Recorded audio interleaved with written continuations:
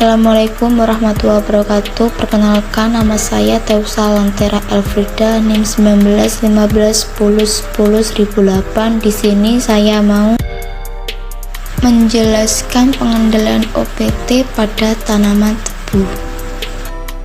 Tanaman tebu merupakan salah satu bahan baku utama dalam proses pembuatan gula.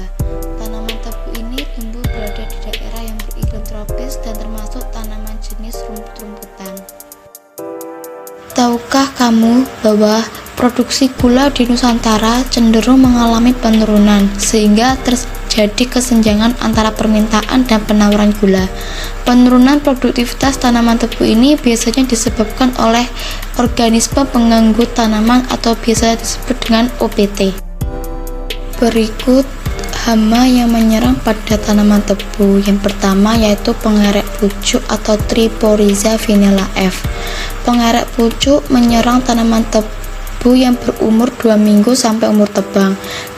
Gejala serangan ini berupa lubang-lubang yang melintang pada helai daun yang sudah mengembang. Serangan pengerek pucuk pada tanaman yang belum berbuah dapat menyebabkan kematian.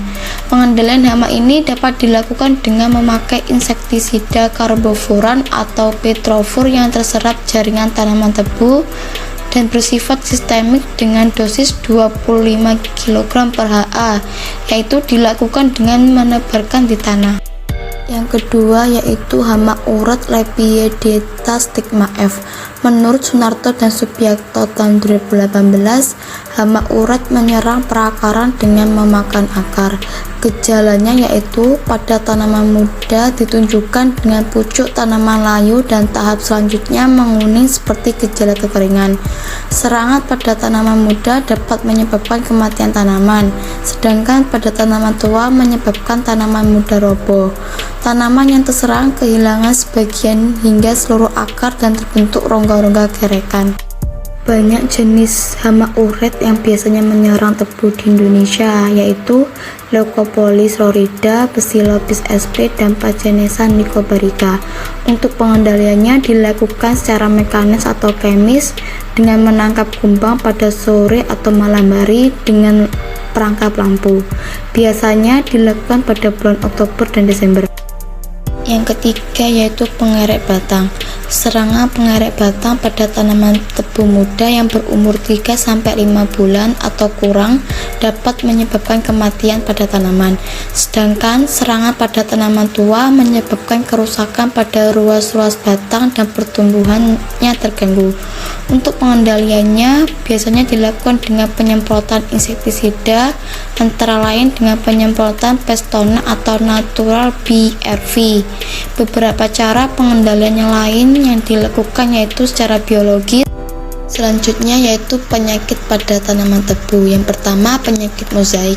Menurut Mariono DKK tahun 2017, penyakit ini disebabkan oleh Suggansen streak mosaic virus atau SGSMV.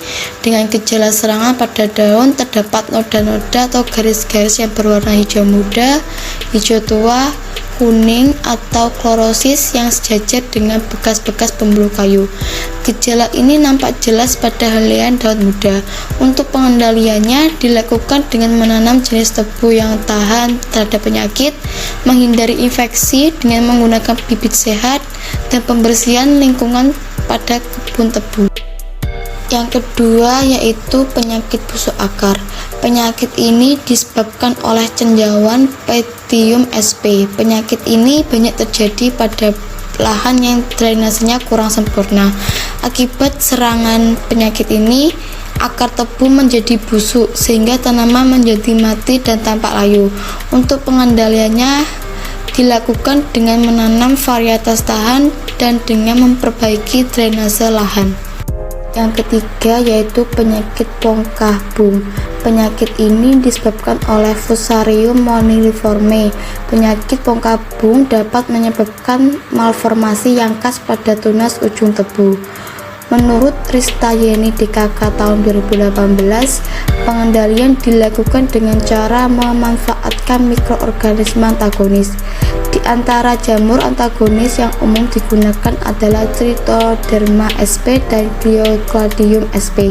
Kedua jamur ini diketahui dapat memarasit Mycelium, Rhizoctonia, dan Sclerotium, serta menghambat pertumbuhan banyak jamur seperti Pythium, Fusarium, dan mengurangi penyakit yang disebabkan oleh sebagian patogen tersebut.